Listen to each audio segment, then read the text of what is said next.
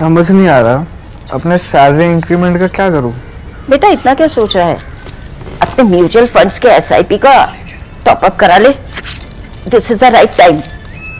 क्या समझ में नहीं आया। बेटा इतना क्या सोच रहा है, अपने म्यूचुअल फंड्स का एसआईपी टॉप अप करा ले। This is the right time. आप समझा।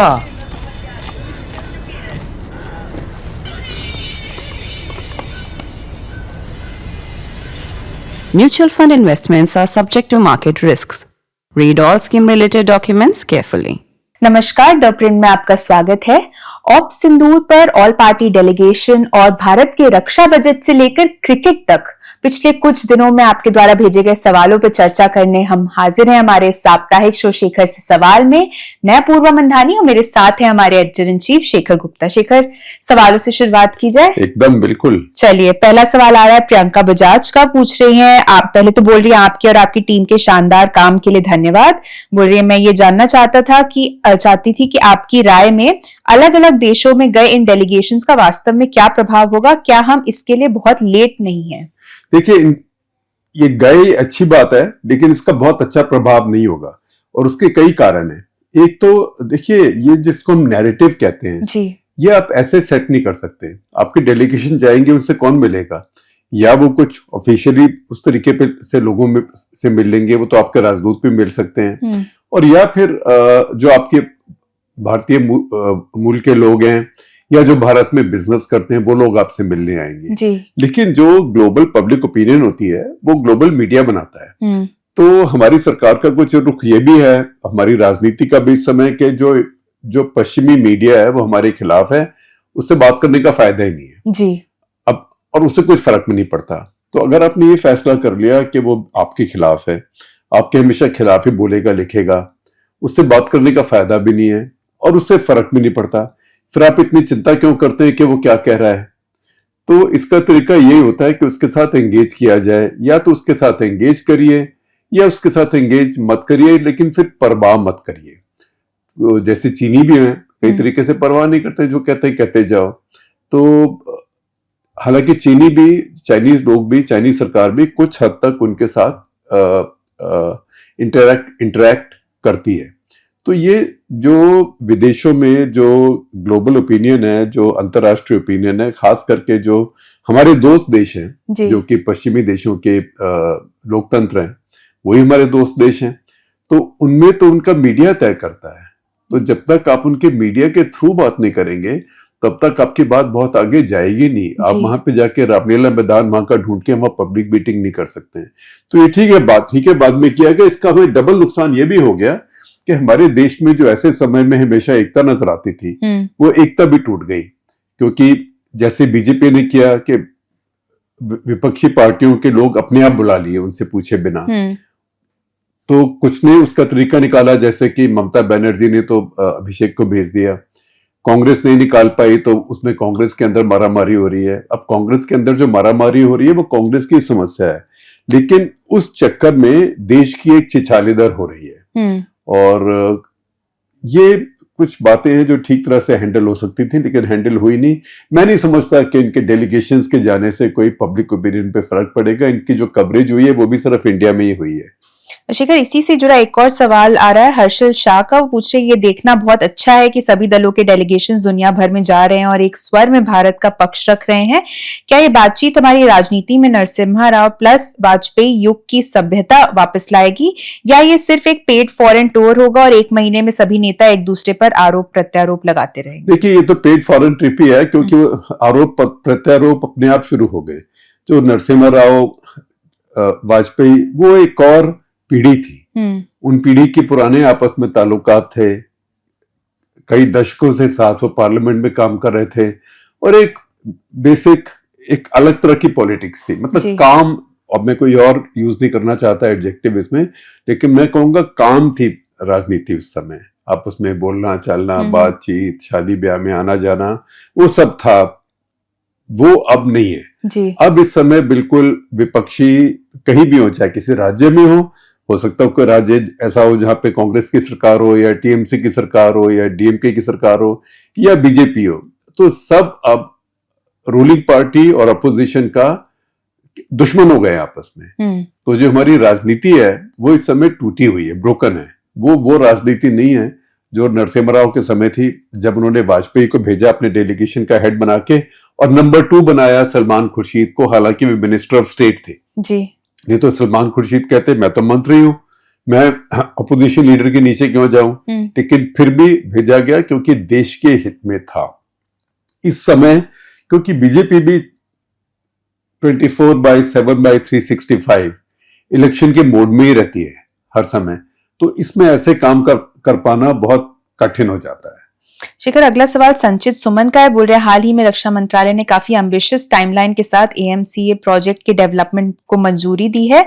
तेजस के निर्माण में हमारे पिछले संघर्षों और भारत के बाहर बने जेट इंजनों पर निर्भरता को देखते हुए क्या आपको लगता है कि हम पहले से ही पाकिस्तान से पीछे चल रहे हैं, क्योंकि पूरी संभावना है कि वे चीन से 5th जनरेशन के लड़ाकू विमान प्राप्त करेंगे? अगर हाँ, तो क्या आपको लगता है कि हम ऑपरेशन सिंदूर के दौरान प्राप्त टेक एडवांटेज खो देंगे? क्या आप प्लीज वायुसेना से किसी को इस बारे में विस्तार से बात करने के लिए इनवाइट कर सकते हैं? देखिए, वायुसेना से हमारे पास इस समय बहुत अच्छे फाइटर पायलट हैं और वो इंस्ट्रक्टर भी थे और बहुत पढ़ते हैं और समझदार हैं। अजय अहलावत, तो वो लिख रहे हैं, आप उनके आर्टिकल पढ़िए और उनके साथ कई बार स्वस्थी राव इंटरव्यूज भी करती हैं, वो भी देखिए, वो ये सब बातें समझा रही हैं। देखिए, पाकिस्तान और भारत में एक फर्क है कि जो पाकिस्तान की थिंकिंग है वो कॉम्पैक्ट है, उनकी सेना कॉम्पैक्ट है, खास करके वायुसेना कॉम्पैक्ट है, उसका एक ही टारगेट है भारत, और उस टारगेट में भी जो उनका एक ऑब्जेक्टिव है वो अपना डिफेंस है कि भारत अटैक करने आएगा, हमें भारत के ऊपर, भारत को कीमत चुकाने के लिए मजबूर करना पड़ेगा और हम जाके कुछ नहीं कर पाएंगे वहां पे। और उसके बीच में उनका एक कंसिस्टेंट, जैसे हमारे साथ इतने साल तक सोवियत यूनियन रहा, उनके साथ चाइना है। तो सोवियत यूनियन तो खत्म हो गया, रशिया बिल्कुल कमर्शियल हो गया, और रशिया के समय और भी बहुत समस्याएं हैं कई सालों से। उन्होंने चाइना को बनाया हुआ है वो पैसा खर्च करते हैं, वहां से लेके आते हैं, वहां पे उनको हमारे वाले जो ना, हम लोग बहुत फंस जाते हैं अपने एनालिसिस पैरालिसिस में कि मेक इन इंडिया होना चाहिए, इसको हम उसी पे काम करेंगे चाहे 20 साल लग जाए। तो एयर चीफ ने भी क्या कहा, उन्होंने कहा कि हम सबके साथ मिलकर काम करेंगे, हम भी देख रहे हैं जो डोमेस्टिक मैन्युफैक्चर हो रहा है, लेकिन हमें फ्यूचर के लिए तैयार होना है, भविष्य के लिए। लेकिन जो आज चाहिए वो तो आज चाहिए ना, जो आज चाहिए उसके लिए ये नहीं कह सकते कि हम भविष्य में मिलेगा, क्योंकि ये तो है नहीं कि एक टेस्ट मैच हो गया फिर 2 टेस्ट मैच के बीच में आपके पास 3 हफ्ते का टाइम है, ये ऐसे तो नहीं होता, कोई टाइम फिक्स नहीं है, हो सकता है कल को फिर जरूरत पड़ जाए। तो आज की जरूरत आज पूरी करनी चाहिए और करनी पड़ेगी, और उसमें ये कहना कि जो आज की जरूरत करने की बात कर रहा है वो इंपोर्ट के पीछे पड़ा हुआ है और हम अपना बनाएंगे, तो या तो फिर आप बोलिए कि दुनिया में 25 साल इंडिया के साथ कोई लड़ाई नहीं होगी, फिर आप अपना बनाते रहे, लेकिन ये दोनों चीजें साइमल्टेनियसली चलनी चाहिए, आप अपने पर भी काम करते चाहिए। अब देखिए, आप कहते हैं कि आपको इंजन लेट आए, लेकिन जो जीई ने स्टेटमेंट दिया, उन्होंने कहा कि आपने जो ऑर्डर फॉर्मली प्लेस करना था उसमें बहुत टाइम लगा दिया, और ये इंजन ऐसे नहीं है कि वो कोई पड़े उठा के पुर्जे बना दिए, उसके लिए उनको भी चीजें तैयार करनी पड़ती हैं, चिप्स लाने पड़ते हैं, कई रेयर मेटल्स होते हैं उसके अंदर, क्योंकि जो इंजन इतनी पावर से चलते हैं वो कोई ये थोड़ा कि स्टेनलेस स्टील के बना दिए, तो रेयर मेटल्स होती हैं, वो इंपोर्ट होती हैं, उनकी मशीनिंग होती है, उस सब चीज में टाइम लगता है। तो हम लोग भी अपने पेस पे काम करते हैं, तो इसलिए मैंने एक एक्सप्रेशन में इस्तेमाल किया था कटक लेटर में पिछले हफ्ते, इसी हफ्ते, उसमें मैंने कहा था, आप में से कुछ लोग जानते होंगे, अगर आप मान लीजिए 55 से ऊपर तो शायद जानते होंगे, उसके अगर उससे नौजवान है जो कि आप ज्यादातर हैं तो आप नहीं जानते होंगे। एक जमाने में ऑल इंडिया रेडियो पे, आकाशवाणी पे एक न्यूज बुलेटिन आता था, उसको बोलते थे धीमी गति के समाचार। अच्छा। तो उसका मतलब ये था कि छोटे छोटे अखबार जो है सारे देश में, वो उनसे कॉपी करके और वो खबर लिख लें, तो उसको बोलते धीमी गति के समाचार थे। तो ऐसे होता था, अब आपका धीमी गति के समाचार में स्वागत है, तो ऐसे चलता था। तो हमारा जो हथियार प्रोक्योरमेंट करने का तरीका है वो भी धीमी गति के समाचार है। हम पहले ये फाइनल करते करते किसको करें, फिर उसको कॉन्ट्रैक्ट कॉल करते हुए, फिर RFI, फिर उसके बाद RFP, जी, फिर उसके बाद में एक और प्रोसेस, फिर उसके बाद में CCS, फिर उसके बाद में नेगोशिएशंस, फिर उसके बाद में, तब तक तो पाकिस्तान 2 जनरेशन्स की चीजें नहीं खरीद चुकता है, क्योंकि उनको थोड़ी जरूरत है, फटाफट खरीद लेते हैं और उसको इंटीग्रेट करते हैं। अब आप देखिए एयरफोर्स की बात देखिए, जो जेन्युइन बियॉन्ड विजुअल रेंज है वो भारत में तो 2020 में ही आया जब पहले रफाल आए, और ये तो है नहीं कि पहले 2 रफाल के साथ ही आ गया BVR, एक स्क्वाड्रन बना, फिर दूसरा बना, फिर आपस में उन्होंने डॉक्ट्रिन डेवलप किए, इंटरनेशनल एक्सरसाइजेज शुरू की, लेकिन 2020 से ही शुरू हुआ, 5 साल पहले। पाकिस्तान में 2008-9 में जब एमरैम मिसाइल आ गए उनके F-16 के ऊपर, तब से वो BVR में चले गए, और वो रेडार भी उनका उसी कैपेबिलिटी का है। तो भारत पीछे क्यों रहा? कोई कारण नहीं है भारत का पीछे रहने का, लेकिन भारत के यही कंफ्यूजन है कि एक बार तो ले तो क्या ले, और दूसरी बात घर में बनाए तो क्या बना सकते हैं। अच्छा, घर में बनाए तो इंजन बाहर से क्यों ले रहे हैं, पहले इंजन बनाए। अरे आप इंजन बनाना है, सब कुछ करना है, फिर आप तब तक 15 साल तो लगेंगे। अभी भी जो आपने एमका बोला है, जो एमका का टारगेट है वो भी ये है कि 2035 से ये स्क्वाड्रन सर्विस में आना शुरू होगा। 2035 में 10 साल है, तब तक मैन्ड कॉम्बैट फ्लाइट का क्या भविष्य है, तब तक वो आपका अनमैन्ड विंगमैन भी साथ में आ जाएगा जी। तो ये सब बातें बहुत जल्दी मूव कर रही है। इसीलिए हमारे वायुसेना अध्यक्ष ने बड़ी अच्छी बात कही जब वो बोल रहे थे CII पे, उन्होंने कहा अब ये प्राइवेट सेक्टर को लाए हैं एमका में, अच्छी बात है, और मैं नहीं कहता कि कौन सी जनरेशन है ये जब आएगा उस समय कंटेम्प्रेरी होना चाहिए। क्योंकि हो सकता है जिसको आज हम 5th जनरेशन कहते हैं, क्योंकि 5th जनरेशन तो अभी 7-8 साल से काम कर रहे हैं जी, जिसको आज हम 5th जनरेशन कहते हैं, आज से 10 साल के बाद मालूम नहीं वो क्या हो, 10 साल के बाद लगे वो ओल्ड फैशन्ड है या ऑब्सोलीट है, क्योंकि इन चीजों में ऑब्सोलेसेंस बहुत जल्दी बढ़ रहा है। जी। शेखर, अगला सवाल कार्तिक पराशर का है। वो बोल रहे हैं आप इंडिया और पाकिस्तान के हाइफनेशन को किस तरह से देखते हैं? क्या इससे ये साबित होता है कि हमारे जितने भी एफर्ट्स हुए हैं वो सब जाया हो गए हैं? नहीं, देखिए ऐसे नहीं, ऐसी भी हाइफनेशन नहीं हुई है कि कोई आपको ये तो नहीं कह रहा कि आप कश्मीर प्रॉब्लम पाकिस्तान के साथ बैठ के रिजॉल्व करें। कोई आपको ये नहीं कह रहा कि आतंकवाद का रूट कॉज है। हाइफनेशन वो था, और एक हाइफनेशन ये था कि कोई इंडिया आया तो पाकिस्तान भी जा रहा है, तो हम बोलते थे दोनों को साथ साथ ना मिलाओ।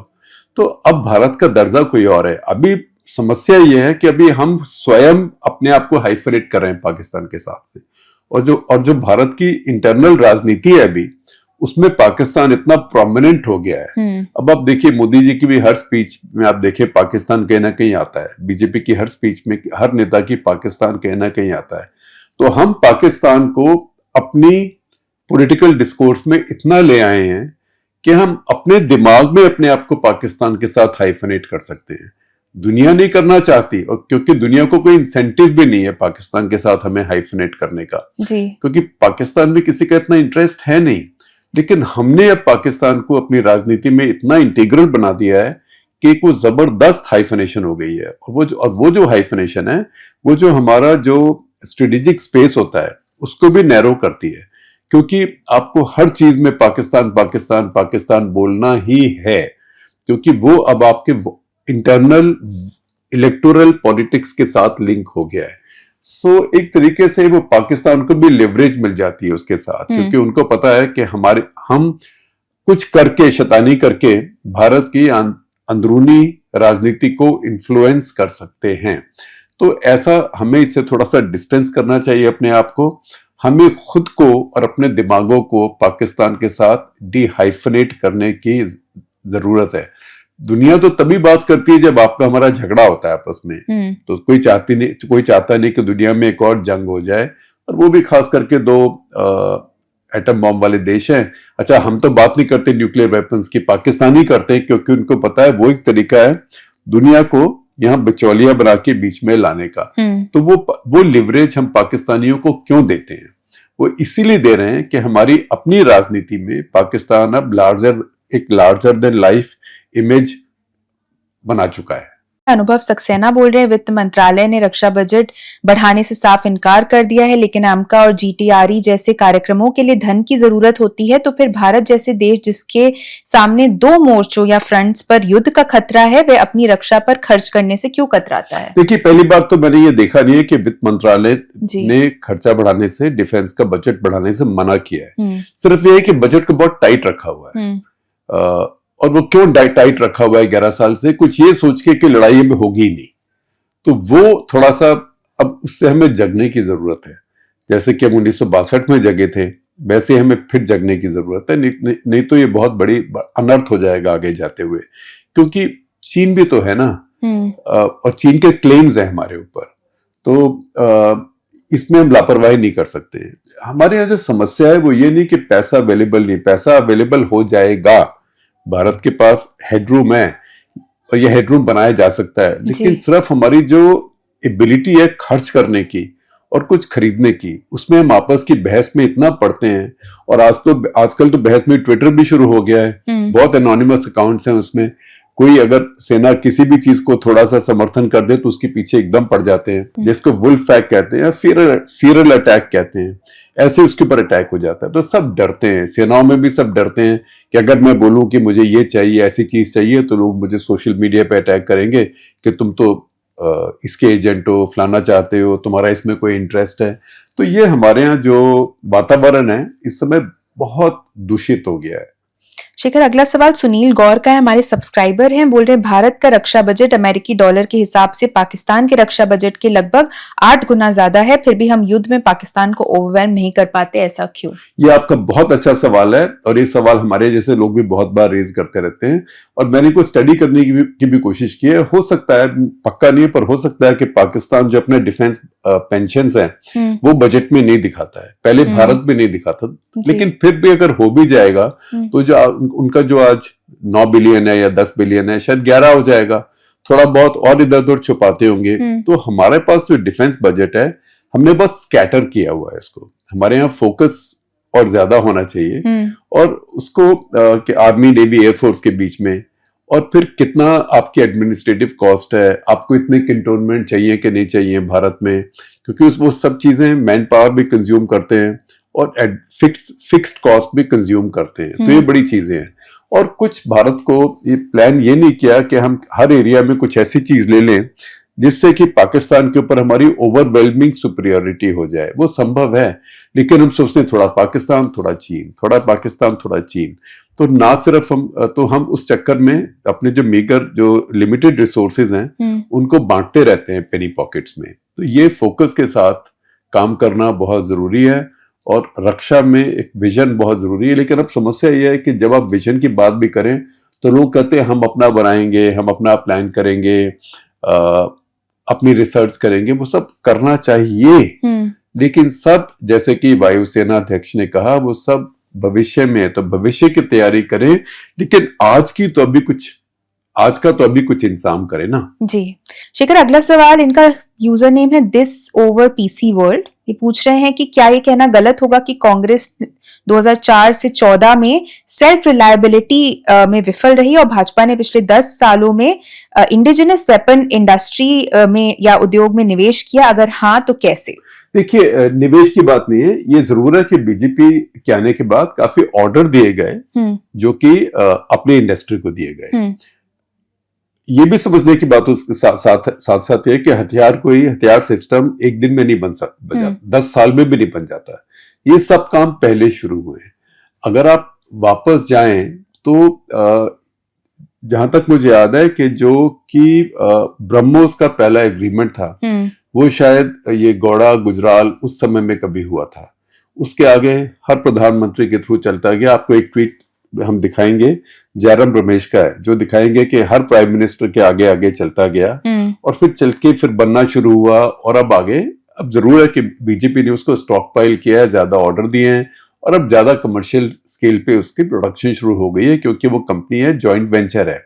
51% मेरे ख्याल भारत है और 49% रशिया का है, वो जॉइंट वेंचर है। ब्रह्मोस आप जानते होंगे, ब्रह्मोस 2 नदियों से नाम आया है, जो ब्रह्मपुत्र हमारी नदी और रूस की मॉस्कवा। तो ब्रह्म इज इज फ्रॉम ब्रह्मपुत्रा से है और मॉस्कोवा से है। तो ये जॉइंट वेंचर है हमारा। तो अभी उसका स्केल बढ़ा है। बाकी आप देखें आकाश मिसाइल है, आप देखें तेजस 23 साल पहले उसने पहली फ्लाइट ली थी। तो ये सब चीजें ऑन गोइंग है। अब ये जरूरी है, जैसे कि एयर चीफ ने भी कहा कि एयरफोर्स बाहर देख रही थी कुछ लेने के लिए, तो उसने कहा we got a rap on the knuckles, भाई हमें डांट पड़ी। वो डांट कैसे, किसकी बात कर रहे थे? वो 2016 में मनोहर पारिकर जब रक्षा मंत्री थे तो उन्होंने कहा बाहर का ढूंढ रहे हो, अपना ऑर्डर क्यों नहीं करते? तो एयरफोर्स का उस समय दिल नहीं था तेजस को ऑर्डर करने का, क्योंकि एयरफोर्स को लगा कि हम ऑर्डर करेंगे हम फंस जाएंगे, पैसे भी फंस जाएंगे और ये बहुत लेट आएगा। अब ये सच्चाई है कि ठीक है आपके पास एक स्क्वाड्रन तेजस आ गया है, लेकिन ये तो बिल्कुल शुरू का एफओसी मॉडल है। उसको आज आप उड़ा के लड़ नहीं सकते उसके साथ में। लेकिन मार्क 1A आने में भी अभी 2 साल और लगेंगे, कम से कम एक स्क्वाड्रन तैयार होने में। उसके बाद मार्क 2 तो भी ड्राइंग बोर्ड में ही है। तो ये सब चीजें डिले हो जाती हैं। तो सेनाओं को इस बात का हमेशा अंदेशा रहता है, खास करके एयरफोर्स को जिसको सबसे हाईटेक सिस्टम चाहिए। अब नेवी को भी हम कहते हैं कि नेवी अपने जहाज डिजाइन करती है, नेवी इंडिजनाइजेशन में सबसे आगे है, लेकिन उसमें भी जो क्रिटिकल चीजें हैं वो काफी चीजें बाहर से लानी पड़ती हैं। तो वो फिर हमारा सिस्टम जो डिफेंस एक्विजिशन प्रोसीजर है वो अभी ठीक नहीं हुआ है। हमारे दोस्त हैं मनीष सब्रवाल, टीम लीज चलाते हैं, वो हमेशा हर चीज में एक एक्सप्रेशन यूज करते हैं, तो उनका कॉपीराइट है, मैं उन्हीं को ट्रेडमार्क देता हूं। वो रेगुलेटरी कोलेस्ट्रॉल कहते हैं कि वो जो उसकी जो धमनी होती है, जो वेन होती है, आर्टरी, वो उसके अंदर कोलेस्ट्रॉल जमा हुआ है, उसके अंदर से खून बह नहीं पाता है। तो जो सबसे ज्यादा कोलेस्ट्रॉल है वो हमारे यहाँ डिफेंस एक्विजिशन प्रोसेस में है, और उसका खामियाजा सेनाओं को भुगतना पड़ता है, क्योंकि जब कुछ हो जाता है फिर तो सेना को डिलीवर करना पड़ता है ना। फिर सेना ये नहीं कर सकती कि आपने हमें ये नहीं लेके दिया था, आपने हमें वो नहीं लेके दिया था। तो मैं कहूंगा कि पिछले 10 साल में मोदी सरकार ने काफी चीजें कुछ तेज करी हैं, लेकिन मोदी सरकार ने पैसा बहुत कम खर्च किया है। एक तो defence budget as a percentage of GDP पहले से कम होता जा रहा है, और दूसरी बात यह कि मोदी सरकार ने पहले वादा किया था इलेक्शन से पहले OROP का, तो पेंशन बिल बहुत बढ़ गया है उससे। कई साल हमारा पेंशन बिल हमारी सैलरी बिल से ज्यादा होता है।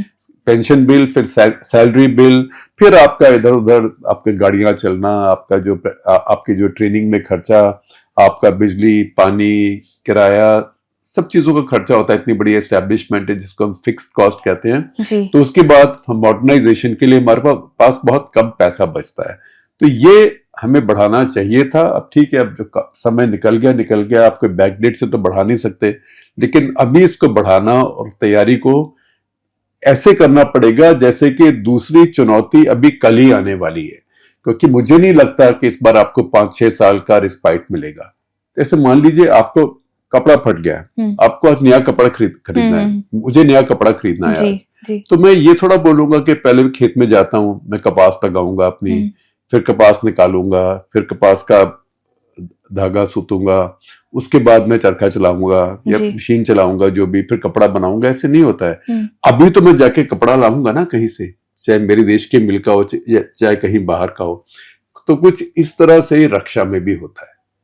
शेखर, अगला सवाल अर्जुन मलिक का है। हल्का लंबा सवाल है। बोले जैसे कि रणवीर अलाहाबादिया के मामले में देखा गया, सुप्रीम कोर्ट ने एक बार फिर फ्रीडम ऑफ स्पीच की रक्षा करने के बजाय लेक्चर्स देने का विकल्प चुना है। इस बार अली खान महमूदाबाद के मामले में मेरा मानना है कि ये एक ओपन एंड शट केस था। जजिस को बस उनकी इंस्टाग्राम स्टोरी पढ़ने और ये निर्धारित करने की जरूरत थी कि क्या कुछ अपमानजनक या महिला विरोधी लिखा गया था, खासकर सैन्य बलों के बारे में। लेकिन अब उन्होंने पोस्ट के ट्रू मीनिंग को उजागर करने के लिए एक SIT का आदेश दिया है। ये मुझे हैरान करता है और मैं ये समझने में असमर्थ हूं कि सुप्रीम कोर्ट इस तरह से क्यों काम कर रहा है। स्कूल मास्टर ऑफ पेट्रियोटिज्म के रूप में कार्य करना न्यायालय की भूमिका नहीं है। देखिए, इसके ऊपर हमने एक 50 बार एडिट लिखा था, आप प्लीज देखिए, आपके स्क्रीन पे भी आएगा कि ये बिल्कुल ये जजमेंट हमें समझ ही नहीं आई। पहली बात तो कोई ऑफेंड अगर हो जाए तो अपूर्वा कानून जानती है, आपको बताएंगी। कोई ऑफेंड हो जाए तो उसमें ऐसा नहीं कि कोई प्राइवेट आदमी कंप्लेंट करे कि मैं इसकी बात से ऑफेंड हो गया तो उस दूसरे आदमी को उठा के पुलिस जेल में डाल दे, और हर किसी को डालती भी नहीं है। तो इस केस में बड़ा स्पेशल एक्शन भी लिया गया, तो कोर्ट को उसको एकदम खारिज कर देना चाहिए था। अब नहीं किया, ये ना सिर्फ एक डिसअपॉइंटमेंट की बात है, लेकिन इस बात से देश में एक खौफ भी फैलेगा कि अब सुप्रीम कोर्ट भी ऐसे फैसले लेता है जी। तो ये एक फैसला है जो सुप्रीम कोर्ट के इतिहास में इसकी जब चर्चा होगी तो मुझे नहीं लगता कि ये कोई सुनहरे अक्षरों में लिखा जाएगा। शेखर, अगला सवाल रोहन नवलकर का है। बोल रहे मोदी सरकार की 11वीं एनिवर्सरी पर आपके हालिया एपिसोड और नई मुंबई मेट्रो के साथ जो हुआ उसे देखते हुए क्या ये एक एप्ट मेटाफोर नहीं है? एक सरकार जो चुनावों के लिए सरफेस पर सब कुछ नया और चमकदार दिखाने में खुश है, लेकिन जब उस पर दबाव डाला जाता है तो वह झुक जाती है, जैसा कि कांग्रेस के सभी विचारों को अपनाने और प्रमुख सुधारों को दरकिरार करने से देखा जा सकता है। आप इस बारे में क्या सोचते हैं? देखिए, मोदी सरकार की दोनों बातें हैं। एक तरफ से हम कहेंगे कि बहुत रिस्क लेती है, लेकिन दूसरी तरफ बिल्कुल रिस्क एवर्स है। और रिस्क एवर्शन कहां पे है? जो रिस्क एवर्शन है वो हर उस बात के ऊपर है जिस पे कोई वोट का खतरा होता है। तो इसलिए कांग्रेस पार्टी की कोई भी ऐसी प्लान हो जिससे लगे कि कांग्रेस को कोई वोट मिल जाएंगे, तो वो उसको इंटेलेक्चुअली, फिलोसॉफिकली, पॉलिटिकली काउंटर करने के बजाय उसको एकदम अडॉप्ट कर लेते हैं कि ये भी मेरा हो गया, ये भी, अब क्या करोगे? जैसे कास्ट सेंसस है, कांग्रेस पार्टी ने कहा तो बोल रहे हैं हम कर रहे हैं, अब आप क्या बोलोगे? तो ये जब होता है, जब आपका माइंडसेट होता है कि आपको हर इलेक्शन जीतना है, हर म्युनिसिपैलिटी का भी जीतना है, किसी भी हालत पे जीतना है, फिर आप ऐसे कॉम्प्रोमाइज करते हैं। जी शेखर, अगला सवाल आदित्य का आ रहा है। क्रिकेट से जुड़ा सवाल है। बोल रहे इंग्लैंड के खिलाफ 5 टेस्ट मैचों की सीरीज के लिए भारतीय टीम के हालिया टेस्ट टीम चयन को आप किस तरह देखते हैं? हल्का लंबा सवाल है। बोल रहे क्या आपको लगता है कि शुभमन गिल में टेस्ट में गांगुली और विराट की तरह सफल कप्तान बनने के सभी गुण हैं?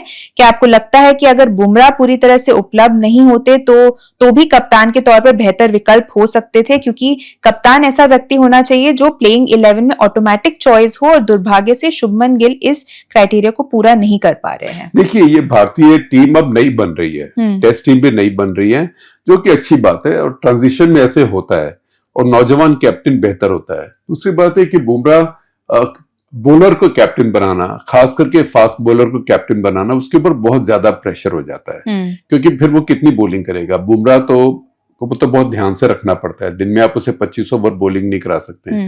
आप देखिए, कपिल देव कैप्टन थे, उन्होंने अपने आप को ओवर बॉल किया। ये नहीं कि वो चाहते थे मुझे ज्यादा विकेट मिले और किसी को नहीं, लेकिन मेहनत करके, कोशिश करके, अरे मैं नहीं करूंगा तो कौन करेगा? तो वो पैट कमिंस भी देख लीजिए ऑस्ट्रेलिया के, तो वो इतना जबरदस्त वो कैप्टन नहीं है, कैप्टनसी का प्रेशर उनके ऊपर बढ़ गया है। तो आमतौर पे बॉलर, खास करके फास्ट बॉलर को नहीं होना चाहिए। दूसरी बात, बुमराह, कोई भी फास्ट बॉलर देख लीजिए, जो आपका मेन स्ट्राइक बॉलर होता है, वो 5 टेस्ट मैच नहीं खेलता है। आप उसको बीच में एक में रेस्ट करते हैं, या अगर आपकी सीरीज डिसाइड हो जाए, आप जीत जाएं, जो कि अब होना चाहिए कि आप जीत जाएं, तो फिर आप उसको रेस्ट करते हैं। आप ऑस्ट्रेलिया भी गए तो वहां भी बुमराह फिर लास्ट टेस्ट मैच पूरा नहीं कर पाए, तो क्योंकि स्ट्रेन फास्ट बॉलर के ऊपर बहुत ज्यादा होता है, तो कैप्टनसी बैट्समैन को ही देनी बेटर होती है, बैटर को ही देनी बेटर होती है। और अगर बैटर्स अभी आप देखें तो उनमें फिर आपको कौन से जो हैं, जो टीम में केएल राहुल, लेकिन वो काफी समय से वो एक कैंडिडेट थे, लेकिन उनका भी कभी जब खेलते हैं अच्छा खेलते हैं, लेकिन औसत इतना नहीं है, और वो भी फ्यूचर में कितनी इन्वेस्टमेंट है। तो उसके हिसाब से मैं कहूंगा कि शुभमन गिल अब वो गुजरात के कैप्टन भी हैं और कुछ साल से खेल भी रहे हैं डिफरेंट फॉर्मेट्स, तो ये एज अच्छी है। और बाकी देखा जाएगा, ऋषभ पंत हो सकते थे, लेकिन उसको भी विकेट कीपर का प्रेशर है, वो भी इंजरी से, मेजर इंजरी से बाहर आए हैं, 5 टेस्ट मैच हैं, तो ये सारी बातें होती है। सबको देखते हुए मुझे मेरे हिसाब से चॉइस ठीक ही है। फास्ट बॉलर को कैप्टन आमतौर पर नहीं होना चाहिए। एक बात मैं बोलूंगा क्रिकेट में, बस एक ही 2 डिसअपॉइंटमेंट है। एक ये कि मोहम्मद शामी तैयार नहीं हो पाए क्योंकि फिटनेस का इशू था जी। तो दूसरा जो एक विकेट टेकिंग फास्ट बॉलर है, अगर मान लीजिए ऑस्ट्रेलिया में भी शामी होते तो सीरीज का रिजल्ट कुछ और होता, क्योंकि बुमराह और सिराज कितनी बॉलिंग करेंगे। तो जब फर्स्ट चेंज बॉलर आता था वही ढीला था। नंबर 4 तो चलिए अलग बात है, लेकिन जो फर्स्ट चेंज बॉलर था वहीं से आपका अटैक कोलैप्स करता था फास्ट बॉलर्स के विकेट्स के ऊपर। तो इसमें अगर मान लीजिए बुमराह, शामी और सिराज होते और फिर चौथा कोई भी होता तो फिर उससे बहुत फर्क पड़ता। तो एक ये डिसअपॉइंटमेंट है, और दूसरी ये कि हार्दिक पांड्या, चाहे फिटनेस कह लीजिए चाहे मोटिवेशन कह लीजिए, वो टेस्ट के लिए तैयार नहीं है। वो अगर खेलते तो फोर्थ फास्ट बॉलर और बैटर की तरह, वो मैं समझता हूं कि नीतीश कुमार रेड्डी से बहुत आगे होते। शेखर, अगला सवाल विशाल कुमार यादव का लूंगी। बोल रहे बिहार में एपीएमसी एक्ट तो 2006 में हटा लिया गया। मेरी जानकारी के हिसाब से बिहार में खेती में प्राइवेट इन्वेस्टमेंट में कोई बढ़ावा नहीं हुआ है, ना ही वहां कोई कोल्ड स्टोरेज खुले ज्यादा और ना ही ऑल्टरनेट खेती की कोई खास बढ़ावा मिला। मेरा सवाल है, वो बोल रहे हैं कि सरकारें खेती को आखिर क्यों नहीं बिजनेस की तरह ट्रीट करती हैं? SEZ से लेकर बहुत सी जगहों पर सरकारें टैक्स रियायत देती हैं, तो फिर खेती को क्यों नहीं टैक्स रियायत प्राप्त बिजनेस का दर्जा दिया जाता है? इसमें भी बिजनेस की तरह फेल होने या आगे बढ़ने की संभावना होती है। देखिए, खेती पे तो कोई टैक्स है नहीं इस समय, क्योंकि इनकम टैक्स कोई नहीं है, बाकी टैक्स भी बहुत कम है। जैसे बिहार है, हर राज्य में, भारत में 4 राज्य हैं जहां पे किसान सरप्लस पैदा करते हैं। बिहार बहुत ओवर पॉपुलेटेड स्टेट है, बहुत लोग हैं वहां पे, तो उनमें जो लैंड का साइज है बहुत छोटा हो गया, तो आमतौर पर लोग उगा के अपने लिए खा पाते हैं, इतना सरप्लस प्रोड्यूस करते नहीं है। हाँ, वहां पे कुछ ऑर्चर्ड्स है, कहीं लीची है, कहीं आम है, कहीं मखाना है, तो ये चीजें अब बढ़ रही हैं, लेकिन वो चीजें बढ़ेंगी in the course of time. Bihar में कभी प्रोक्योरमेंट हुई भी नहीं, क्योंकि सरप्लस नहीं होता है वहां पे। तो खेती को मैं नहीं समझता कि कोई और कंसेशन चाहिए, लेकिन जो दूसरी आप बात कर रहे हैं कि नुकसान फायदा, अब खेती का कॉर्पोरेटाइजेशन होना चाहिए, तो उसमें 100 किसान मिलके अपनी जमीन को पूल करके एक बड़ा प्लॉट बनाएं और एक कंपनी बना के वहां पे खेती करें। लेकिन वही आइडिया था जो कि फार्म एक्ट्स में था, जो 4 फार्म एक्ट आए, जिसके खिलाफ इतना बड़ा आंदोलन हुआ, वो वापस हो गया, जो भारत के लिए एक ट्रेजिडी है, क्योंकि वो एक बहुत रिफॉर्म होना था। तो अब कब होगा, कैसे होगा, देखेंगे, क्योंकि उस समय तो मोदी जी की फुल मेजॉरिटी थी, उसके बावजूद वो फेल हो गया, तो ये भारत के लिए बहुत बड़ा सेटबैक हुआ। चलिए, इसी बात पे हमारा आज का एपिसोड यहीं खत्म होता है। आशा करती हूँ आपको एपिसोड पसंद आया होगा। हमसे जुड़ने के लिए आप सभी का बहुत बहुत धन्यवाद।